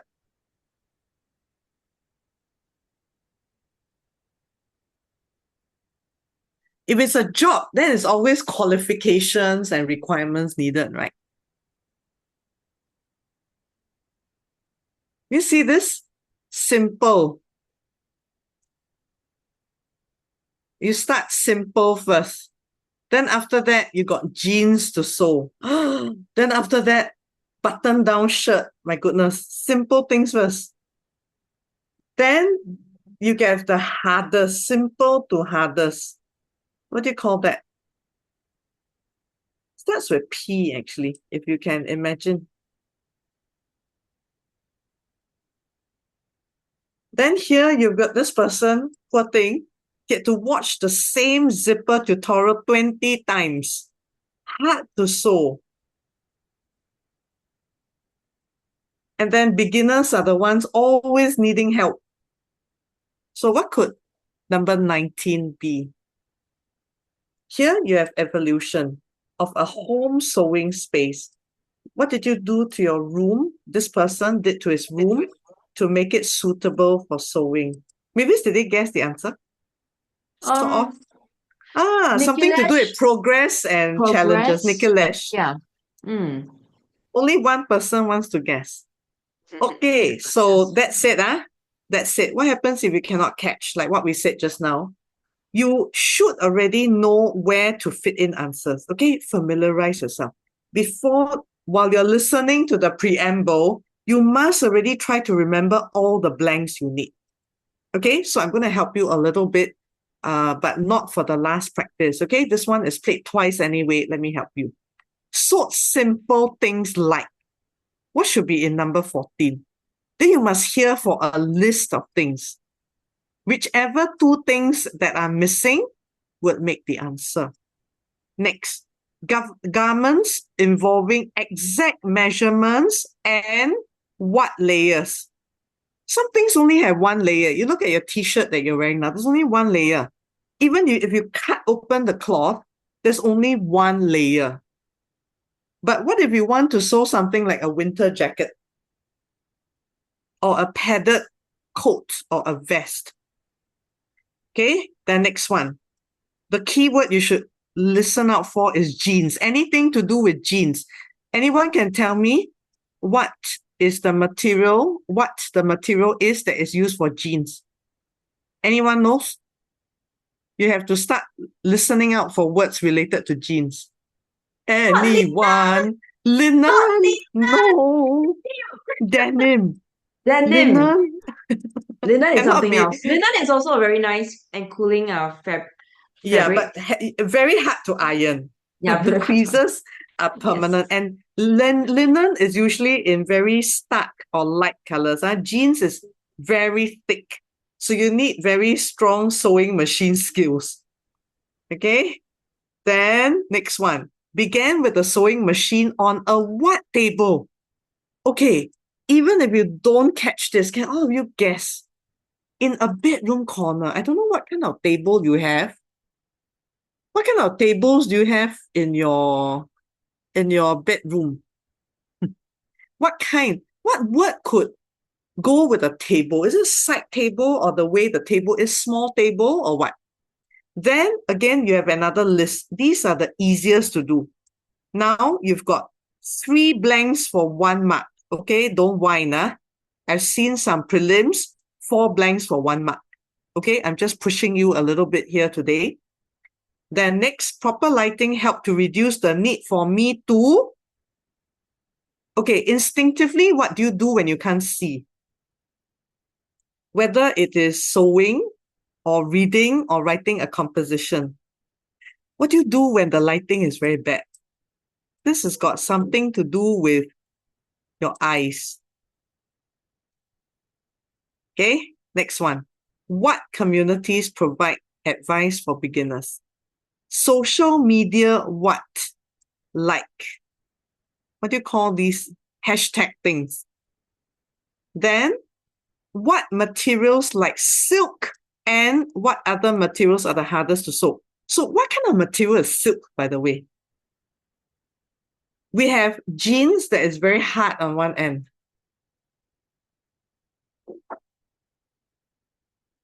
So what do you have? What do you have here? I think I believe Mavis, they can get full marks already. It's quite commonsensical. For those of you who have already received your prelims listening compre, go back and look at your disaster script. Go and look at it again, really, with objective eyes. Could you not have guessed some of the answers? Because when I look through my students' work, sometimes I look at it, the clue is quite there, like physical characteristic of a pig or of a sloth, but then the answer is not a characteristic. So all these are very telling of carelessness. Okay, so let's try this one round first. You will hear a hobbyist describe his learning journey.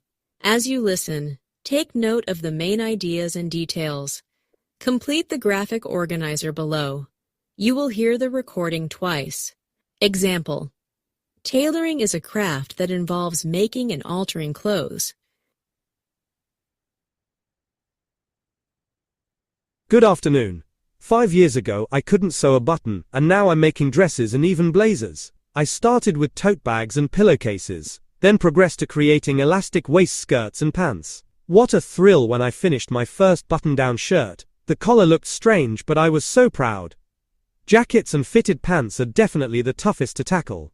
All those precise measurements, interfacing layers, and structured shoulders can be overwhelming. My first attempt at jeans was a disaster. My family still teases me about it. The pockets were uneven, and one leg ended up 2 inches shorter than the other. I've learned not to start complex projects during holidays. I once promised handmade gifts for everyone, and ended up serving takeout for 2 weeks while fabric took over our dining table. Summer isn't much better. I tried making a silk dress during a heat wave, and ended up with sweat stains on the fabric. My sewing space started with just an electric sewing machine on a wobbly card table in my bedroom. Now I've claimed our spare room with everything within reach. I have a cutting mat, iron, thread rack, and my ever-growing fabric stash. Having proper lighting made a huge difference too. No more squinting. What boosted my skills most was joining online sewing groups, where I posted pictures of my mistakes and received friendly advice. YouTube became my teacher. I watched the same zipper tutorial 20 times before it clicked. The online sewing community is incredibly supportive of beginners like me. Sometimes I sew daily, other times my machine gathers dust for a month. That's normal. With social media full of hashtags like #MeMade, sewing has become trendy again. If I could start from zero, at 45 years old, and make a wool coat, anyone can. Just avoid slippery fabrics like silk and chiffon at first. That's like learning to drive in a Ferrari during a thunderstorm.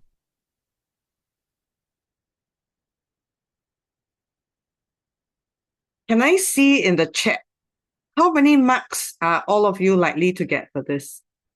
First hearing only. Did you manage to catch a majority of the blanks? Can you tell us?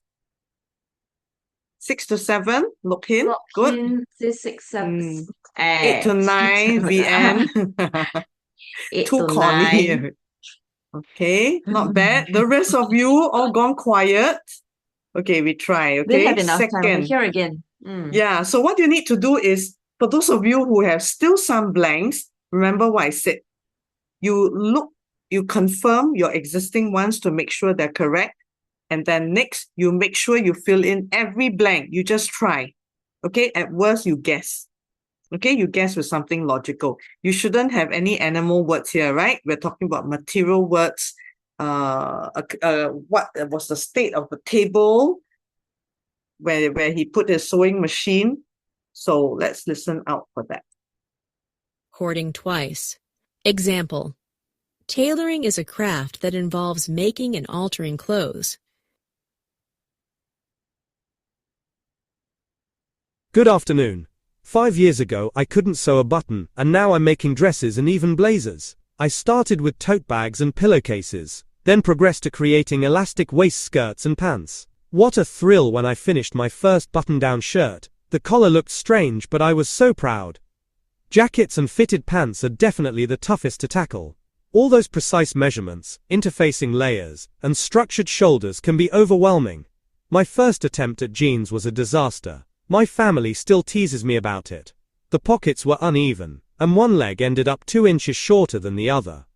I've learned not to start complex projects during holidays. I once promised handmade gifts for everyone, and ended up serving takeout for 2 weeks while fabric took over our dining table. Summer isn't much better. I tried making a silk dress during a heat wave, and ended up with sweat stains on the fabric.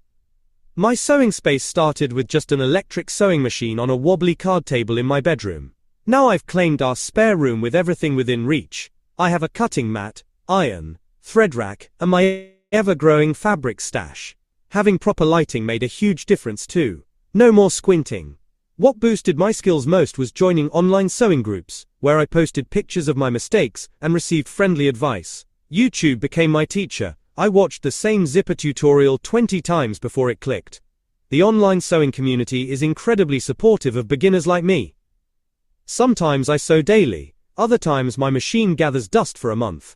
That's normal.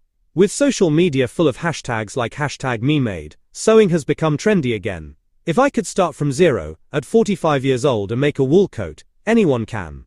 Just avoid slippery fabrics like silk and chiffon at first. That's like learning to drive in a Ferrari during a thunderstorm. Okay, all of you caught that. Now I want to show you the solutions. Okay, I want to show you the solutions. Okay, I have to change one of them. This one is slippery. Can you check? Did you get everything correct? So the progression or the way the advancement of the projects. Okay, tote bags. What are tote bags? The ones that many of you carry to class. The cloth bags with just two handles, rectangular in shape. Skirts, interfacing layers, mismatched. A wobbly, what was mentioned, card table, but I suppose the main thing is a wobbly table. Thread rack, something that is relevant to sewing. And what you heard was a growing, what do you say? Fabric, ever-growing fabric stash. Ever-growing fabric stash. It means a lot of cloths. Fabric, not clothes, cloths. Spell it correctly. That means the material that this person can use for sewing. And there's no need to squint.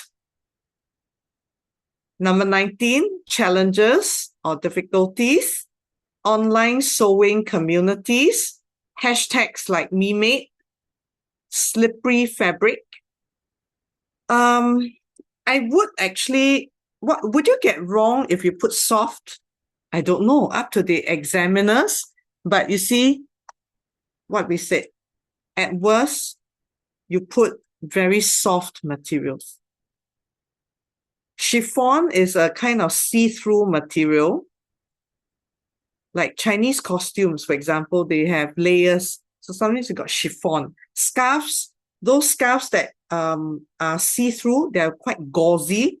Those are chiffon. Okay, very, very hard to sew. Because when you run it under the machine, the material will stretch. So if you don't do it well, everything is all over the place. How did all of you do? Okay, the next one, with the same principles, scan and imagine what words you need for every blank. Okay, do you need a number? Do you need the name of a place? Look for words like that. And the second option, sometimes you need to look at words in a sentence to see the kind of word you need. So for example, resilience to something and something. This is a noun. So you need a noun here. Field trials were conducted at 17 what kind of reef sites? How many years? So later on, again, listen to a number, spell it out. The restoration attracted the return of 124 previously absent what kind of species? So we're talking about the sea. So I shouldn't hear or see any answers related to jungles and land kind of structures, right? Next, the new protocol helps combat coral what?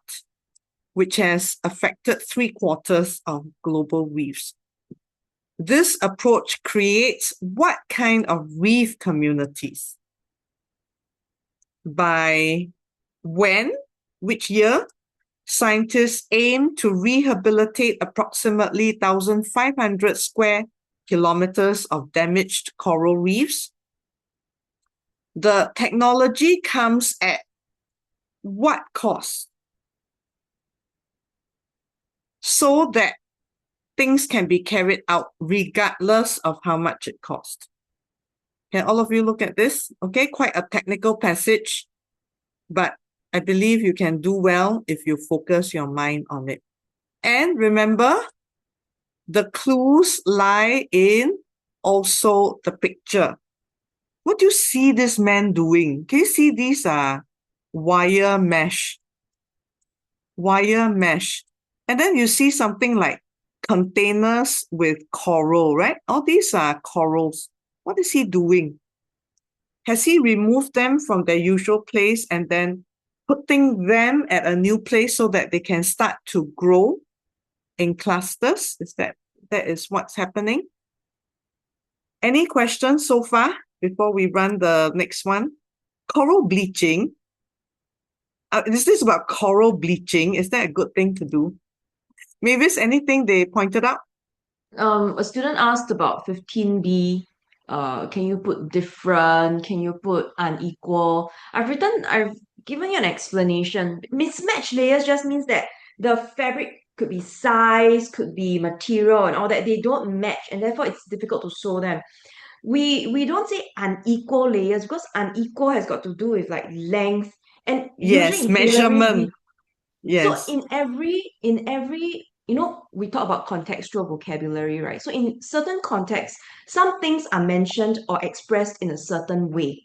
So while if you tell me unequal layers, I can picture it, I can understand you, but that's not the collocation. That's not how it's expressed in this context. So we try to be as precise as possible, okay, with our vocab choice. Yeah, not quite the same thing. Like interfacing just means there are the different things that have to be sewn together. That's about all. Differing layers, it's even further. Yeah, Even not further. differing. Yeah, interfacing just means there's an assortment, different materials that are put together and machined together. Okay, I'm not asking you to cut up your winter coats. Some of you have those puffy jackets or layered jackets. You go and open it. One day if there's a tear, you go and look in it. There are actually several things inside, and they are the hardest to sew. Okay, Unequal, no. Okay. interfacing. Wait, Yeah. let And me put out the mismatched. explanation for all. Okay, I'll just put the explanation for all. So some of you are asking about unequal and different.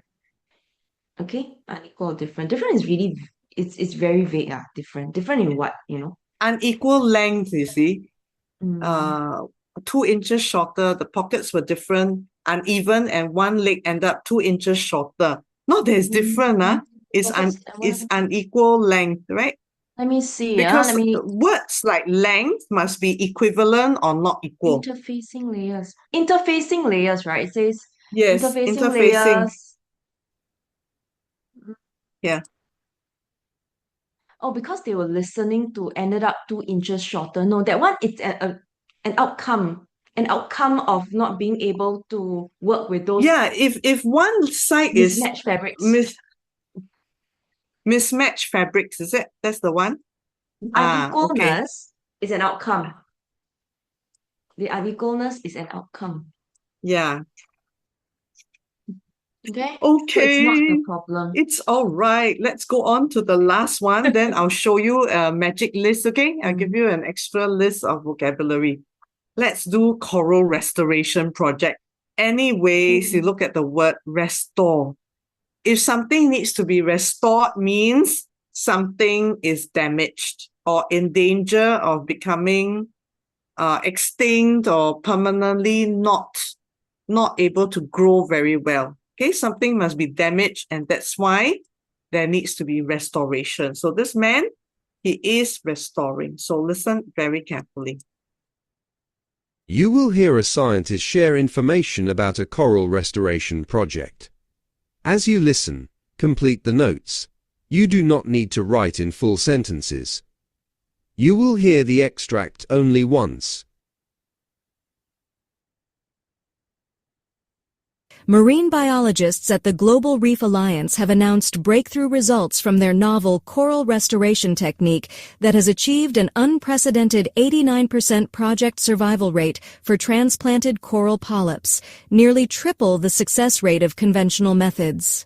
The innovative approach, named Symbiotic Integration Protocol, was developed by Dr. Amelia Thornton and her international team after a decade of research across damaged reef systems in the Great Barrier Reef, Caribbean Sea, and Indian Ocean. The technique utilizes specially cultivated beneficial bacteria that form a protective microbiome around young coral fragments, significantly improving their resilience to temperature fluctuations and acidification. Field trials took place at 17 severely degraded reef sites and have demonstrated remarkable results. In the Maldives, coral coverage increased from just 8% to over 47% in 18 months, while simultaneously attracting the return of 124 fish species. The protocol represents a crucial advancement in the fight against coral bleaching, which has affected approximately 75% of the world's reefs due to climate change. Unlike previous approaches that required constant human intervention, the symbiotic method creates self-sustaining reef communities that continue to expand naturally once established. The research team has partnered with environmental organizations and coastal governments to implement large-scale restoration projects, with a target of rehabilitating over 1,500 square kilometers of damaged reefs by 2030. The technology has been made freely available through open-source publication, enabling reef conservation projects worldwide to implement the protocol regardless of funding constraints.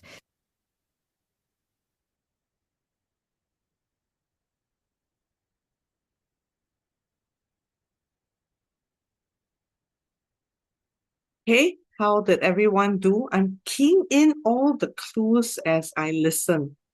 I didn't mess up the order too much this time. Right, did you manage to catch everything?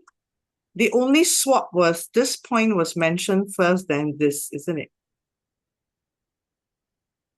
So let's look at the answer, and then I play it one more time, okay? So that you can hear it.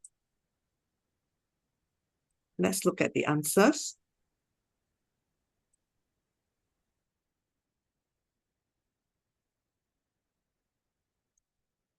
You heard a decade, which is 10 years, beneficial bacteria, temperature fluctuations, severely damaged,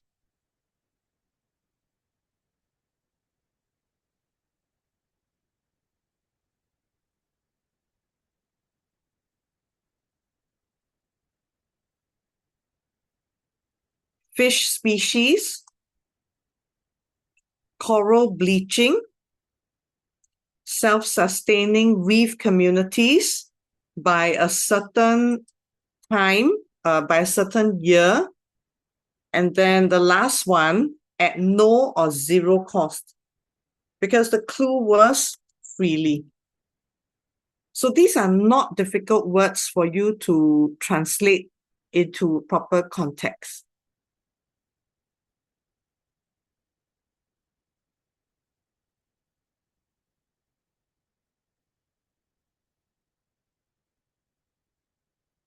Okay, all good? So we have 7 minutes more. What I'm going to do is this. Now, don't worry about your answers for today. I think what matters is whether you have figured a way out to cope with the actual examinations better for either your end-of-year examinations for those who are in Sec 1 to 3, and then for the ones taking O-levels and the N-levels, whether you have learned good techniques that can be applied. So remember this, you have to make sure your writing is legible, okay? At least for note-taking, your words must be truly legible. If not, nobody would be able to guess what you are writing. So I want to flash two sets of school prelims, two different schools, two different students. Just now, Stephen showed you an essay. Now I'm just going to show you this. I deliberately zoomed in or zoomed out. I made it really small. What do you notice about the first script I've shown you? What about the second script I've shown you? Apart from the fact that the second script has got more crosses, what is noticeably missing? Annotations, isn't it? So let me just show you. This girl, whom I taught 3 years ago, she's in medicine, NUS now. She is very meticulous. And this was her school prelims, Sec 4. She's got 28 out of 30. 27 or 28 out of 30.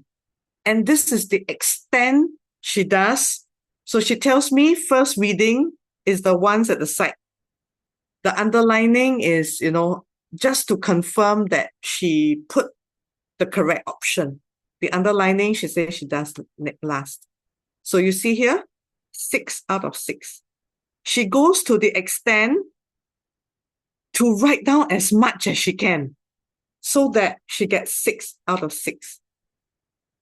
Okay, so this is MCQ. What about the 6 speakers? Now, she didn't mess up the right column, as Stephen also suggested. Don't mess up the paper too much. But she had all her tiny, tiny notes here. What is this recording about? A young person talks about his or her experience of joining an exchange program overseas. You see here? Speaker 1. Northern Lights, excitement, schoolwork, all the energy, expectations. Eye-opener, try local dishes. So she had all these before she matched the speakers. She also underlined the words. And with that, full marks. Okay. This is a past format, okay? You don't have the ticking one. What about the graphic organizer? It is about attitudes towards zoos. Nearly everything correct. One mistake here. What were rife? This is a difficult word. What's rife? Rife is common. Okay, then next one. Very, very typical questions. Famous archaeological site in the Middle East. We did one that was in Timbuktu, Mali, remember? In session 1. So, before she even did it, she is thinking. They would ask about significance, landscape, today, what to expect of the passage. And then you have it, significance. As she is listening, she put ticks. That means as she hears it in the text, she also put ticks so that she knows, okay, the answer is coming up. This is a technical one, but not too far away from the correct answer. Period of prosperity. Decline. What happened? And Petra today. Okay, so all these are very, very typical things. You cannot say, I don't know. Regardless of what you get, animals, places, famous people, discoveries, or causes, they're only these things they are going to ask you. They're only going to ask these things. And Isabel told me this, why she wrote this, so that when she's listening, you see what she has done? She started here. All this translates to here. She has already decided to put the flow down, physical, period of prosperity, decline, and today. Yeah? So she's put it in order. And then what is this for? Here means you only need to listen out for significance, the landscape, the prosperity, the prosperous years, and the decline. Today and background, no blanks. This was how she dealt with it and made sure that she captured all the errors. Now let's look at another script, the other script. Then we can have some quick Q&A. No working at all. No working. And a bit of messiness. No working, you see? Speaker 2, C and E are messed up. That's not a difficult piece at all.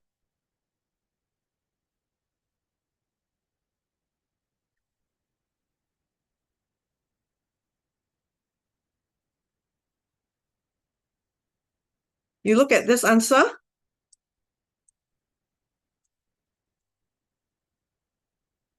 Dots. Look at this. Loves jewelry pieces. What are the words to describe jewelry pieces? Geographical.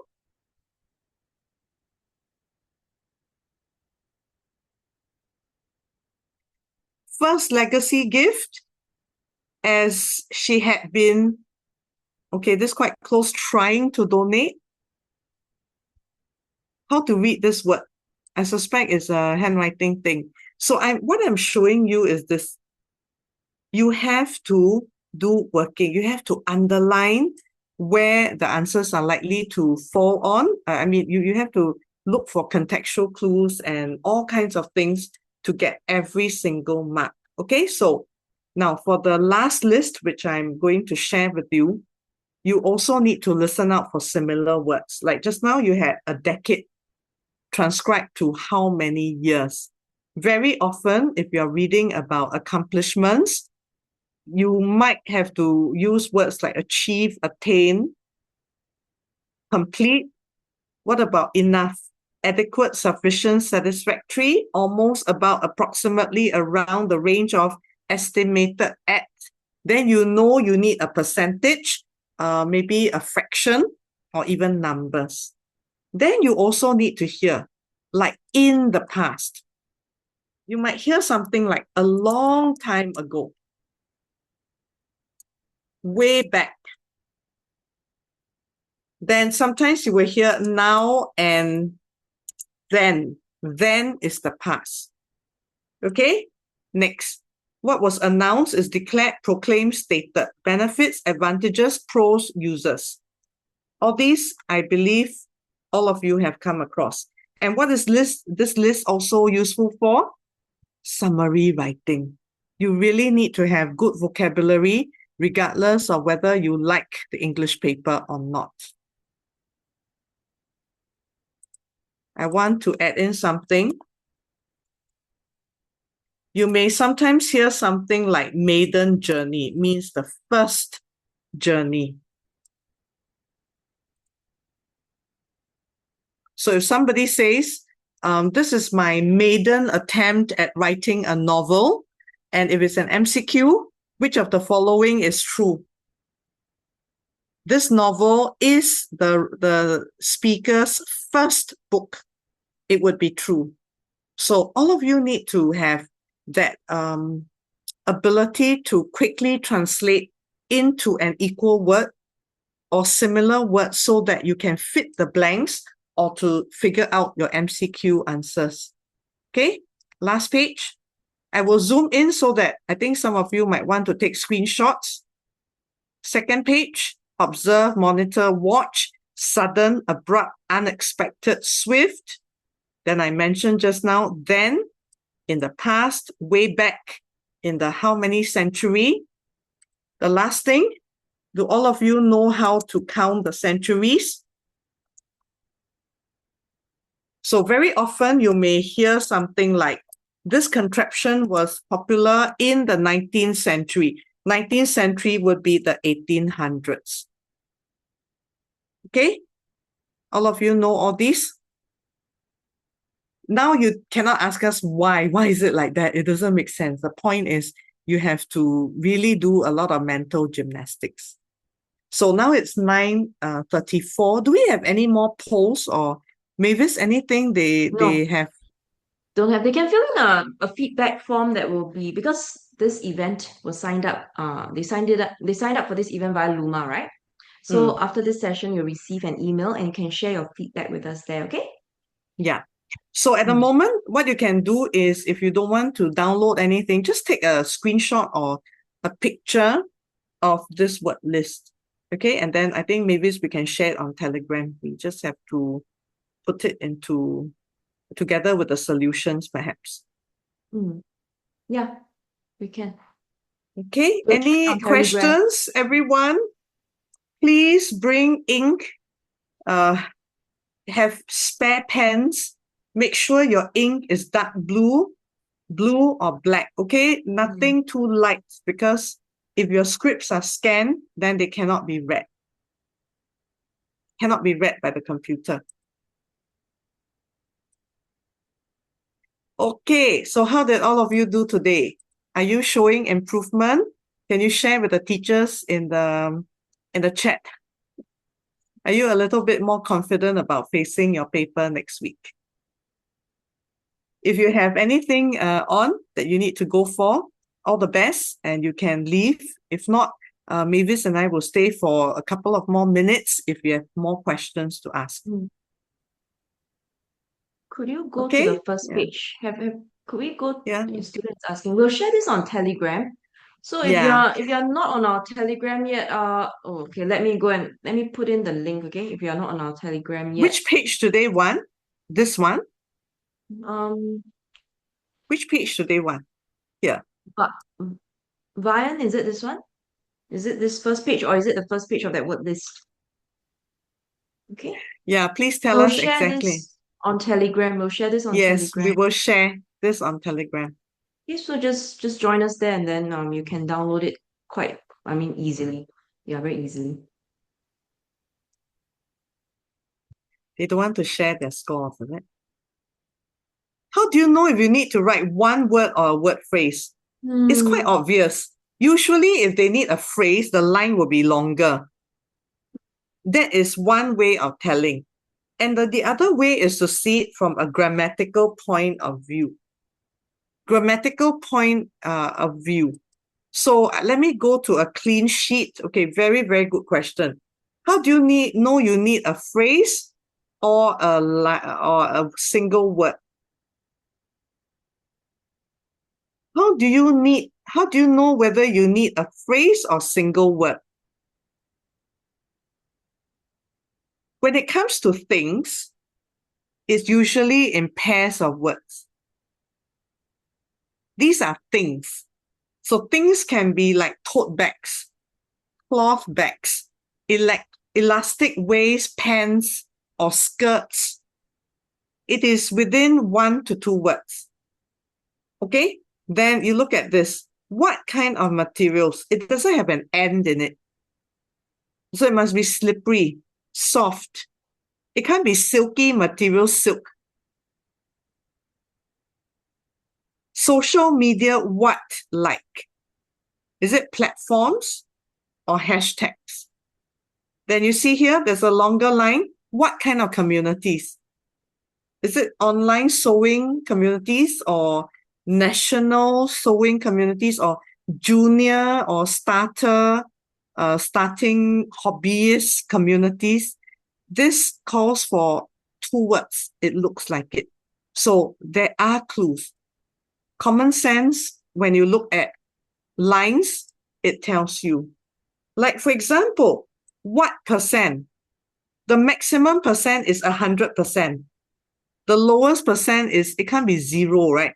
A 0%, okay, maybe. So from 0 to 100, you don't ask me how many words you need in a phrase. I mean, it can be 89, it can be 2, it can be 4, single word or double word, hyphenated, right? This one, how many years?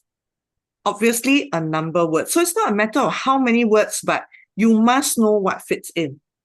Specially cultivated what? So here, a noun or a noun phrase. Okay, so have I answered your questions? You just do your best and write down the answers you think you have heard and is relevant to the context. Okay, thanks, Wan Fei. Wonderful question. Wobbly card table. Well, I think the main thing is wobbly table. Or you put card table, it's okay. Wobbly card table, all fine. Yeah. I mean, you're not going to get the exact same question again. I think what he's trying to emphasize is he didn't really take Well, he wanted to sew, but he didn't take it so seriously to think that you shouldn't be sewing on a wobbly or a small table. I think that was the main point. There are certain questions where just adding an adjective still makes sense, right? It still makes sense. It's exactly what you heard. So the examiners cannot penalize you if that was in the passage and you spelled everything correctly and it's grammatical. Yeah, so it's fine. If they are looking for cut table and you wrote wobbly cut table, I don't think it's problematic unless wobbly doesn't match whatever that was being mentioned in the sentence stem. Yeah. Okay. So because there are times like that. Not often, but sometimes there are. Okay, any more questions? How to increase our comprehension speed? How to increase your comprehension speed? Well, maybe for the whole weekend, go and listen to podcasts, listen to very fast-speaking YouTubers, but not the swearing ones and the American ones that ramble, not gamers. So what you can Aris, do is, when to use hyphen, somebody asked. Aris, are you When in to sec use 4? hyphen. Aris and Jimmy, are you all in sec 4? When do you use Yes. hyphen? Use hyphen this way.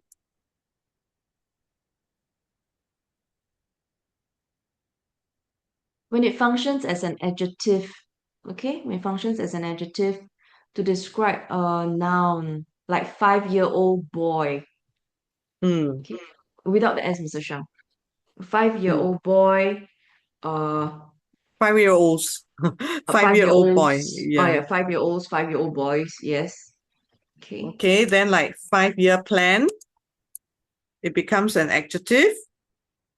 Or This like is how you do hyphens. Flesh eating monster. Flesh eating. Yes, Then you need to, flesh. okay? Man eating shark. Not man eating a shark, but man eating shark. Yeah, man eating shark. Yeah. So you need to know how to use hyphenated adjectives, okay? Yeah.